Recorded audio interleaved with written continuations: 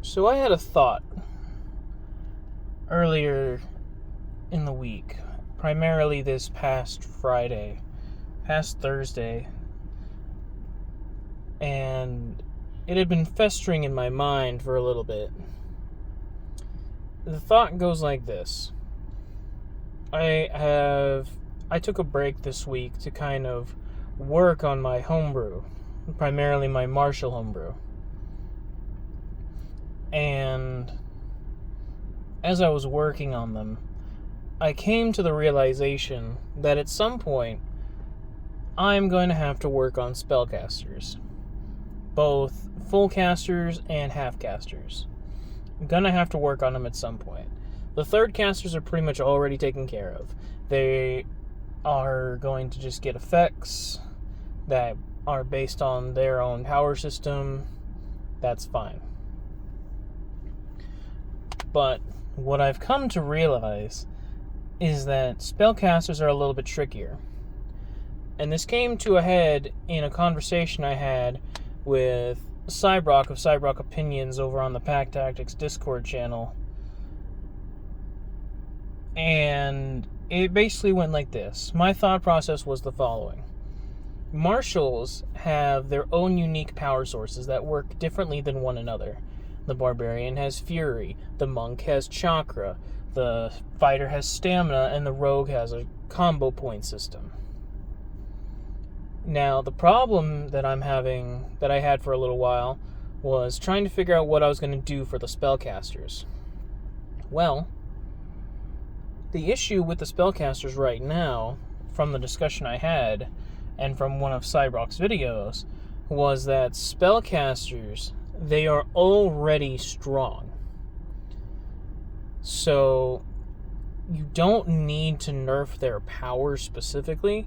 You just need to nerf their spam ability. Because in the video, Cybrock stated that the problem with spellcasters right now is that their spells are too easily spammable. The example he gave was that the shield spell in 4th edition was a spell that gave you +4 to your defensive stats. So specifically, it gave you a +4 to your AC and your reflex defense. And it was an encounter power. So you can only use shield once per encounter. However, in 5th edition, shield is just a first level spell that, for all intents and purposes, is less powerful than the shield spell in 4th edition, but because the 4th edition shield can only be used once per combat, there's no reason for it to be less powerful than it is. So, the thought came to my mind, how are we going to make spellcasters in line with martial characters in terms of equal power level? And I came up with 2 conclusions. Both of them are terrible on their own. Well, I say terrible, but in the sense of originality, it's terrible. In terms of balancing, I think it's fine, but the problem is that I'm trying to be more original. The first solution was to just introduce spells as abilities. So, instead of the wizard having spell slots, they had these things called spells, and then they would have points that they could spend to cast those spells. But then the problem comes up of, you've essentially just recreated spell slots. You've still made the spells spammable because there's no sense of but there's no sense of preservation of your resources, because if you can just spam out a resource, there's no point in keeping it. And there's also no harm in using a resource to use an ability if the ability itself is so blatantly strong and is so cheap that there's literally, you are losing nothing and you have nothing but gains. It is the definition of a no-risk, no risk, high reward effect, where you can cast shield and you either gain nothing from it, but it didn't cost you very much to begin with, so it was low risk, basically no risk. But even if you did use it and you got some benefit, that's more benefit than nothing. So, higher reward. So obviously using a sort of mana system or point system to cast spells isn't the solution. I then thought about making spells into abilities, but instead of having spell slots, the caster instead has cooldowns for each spell. So for instance, a fireball spell would only be once per short rest. But then that comes into the territory of you're just remaking 4th edition. So, what was the solution I came up with? I just combined the two. The solution I came up with was to introduce the Spellcasters as the difficult class. They are the class that's meant to be hard to learn and hard to master, because there's a lot of things you gotta keep a track of, which in older editions, in 3.5, that was kind of the case, because spells were very complicated to keep track of. You had to prepare the same spell for different levels if you wanted the spell at higher levels, and you can only cast a certain number of spells a day. It was the same in it was the same in 1st edition Pathfinder. It's kind of the same in 2nd edition Pathfinder. But here's the problem.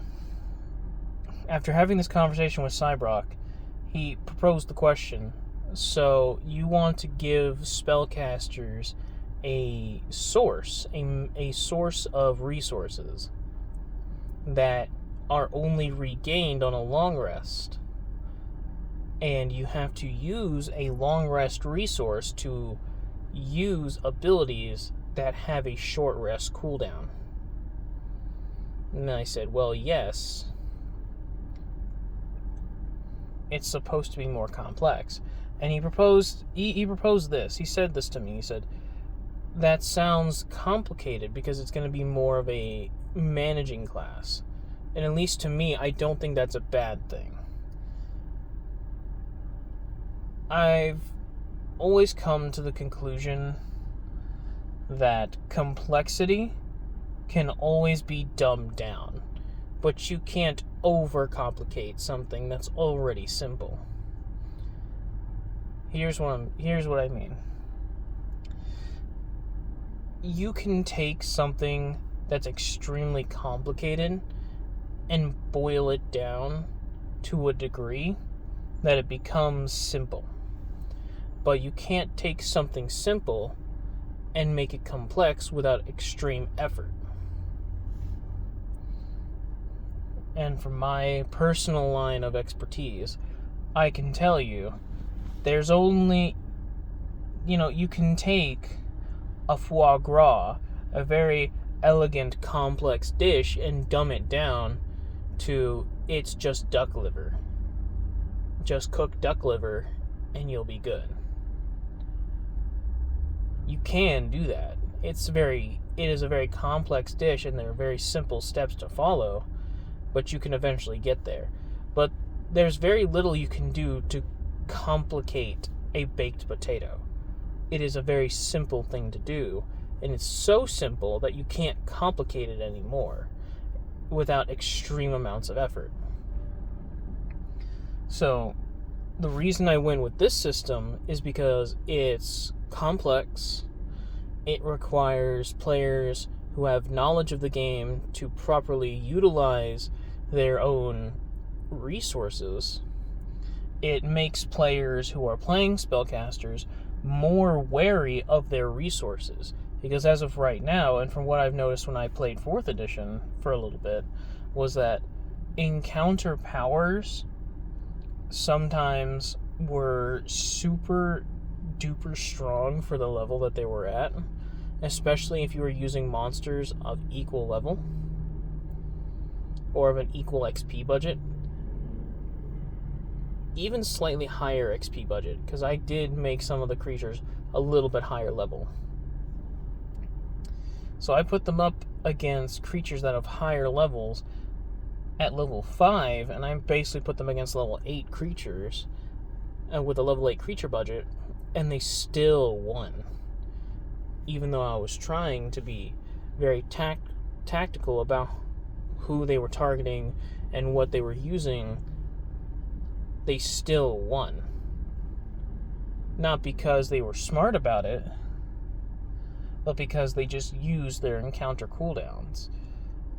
So, at least from my experience, the encounter cooldowns didn't really fix the spam problem, because they could just go into each encounter with a powerful ability that they could use in that encounter and essentially have the same effect as ending the encounter in one go. Granted, that could have been my fault. I am willing to admit that might have been my fault, as I did not have the experience to properly run 4th edition at the time, and this was more of a learning experience. But it seemed that spellcaster classes were very easy, and marshals in 4th edition were also very easy. When 5th edition was being advertised, from what I can remember, was that there was a learning curve, that you started with the easy classes, like the barbarian, the rogue, the fighter, the monk, and then you worked your way up through the difficulty scale the more familiar you got with the game. So you basically start with a marshal, you go up to a half caster, and then you go into a full caster, and then once you've gotten a grasp of everyone on the spectrum, you can start multi-classing to kind of fit the build you want. But that's not really how it goes. In all honesty, the curve is more like the marshals are simple and easy because they don't have anything to do. And then you got the half-casters, which have too much shit to do, where they have some martial abilities that are super easy to understand, and then they have spells, but sometimes, primarily the paladin, has problems when it comes to, do I cast powerful spells, or do I use my ability of a smite to do more damage? And usually it depends on the situation, but oftentimes it devolves into, what is the most powerful spell I can cast? And then you got the spellcasters, which are stupid easy, because you don't really have to think. You just pick the spell that does the most damage, that has the largest area, that has the best crowd control, and you just walk into a room and you nuke it, or you web people, you slow them, you prismatic spray, what have you. You eventually just devolve into a bell curve with 5th edition. I'm trying to make it more like you start off at a somewhat complicated-esque class with the marshals, where each system is unique and different, but they all function similar enough to where you can get the understanding. And then the half-casters are sort of ease you into the spellcasting, and then the full casters get you into the complicated micromanaging of your resources. So now spellcasters, from my perspective, have more complexity and are harder to learn and harder to master, because there's a lot of things you have to keep track of to be the most effective. Because now, not only do you have to keep track of how much mana you have to spend on your effects, but then you also have to take into consideration what effects you have at any given time, and whether or not using your mana, which is a long rest resource, on this ability in this encounter is really necessary, instead of going into every room and going, I cast slow, I cast prismatic spray, I cast fireball and lightning bolt to deal with the hordes. And though it's not technically required, and I, as a spellcaster, would be a lot better using better spells, or spells that would be more more conducive to the situation that I'm in, Like, if I'm in a room full of spellcasters, I could use the spell Silence to make sure that they can't cast any spells, or anti-magic field, but why would I do that when I could just screw them over with Slow? Yes, they can counterspell me, but then I can counterspell their counterspell. So, it's a matter of, I want spellcasters to be complex enough so this way people really have to think about their decisions and resource management as opposed to just using their most powerful effects and using their abilities in a way that is, in my opinion, mindless. To me, spellcasters in 5th edition right now, and even somewhat in 4th edition, it felt like you were just rolling your face on a keyboard and winning, because you never really had to think. You just used whatever was off of cooldown in 4th edition that was the most powerful, and then in 5th edition you just spam whatever spell's the cheapest and easiest to use. But let me know what you think in the comments below, and hopefully I'll get back to homebrew review soon.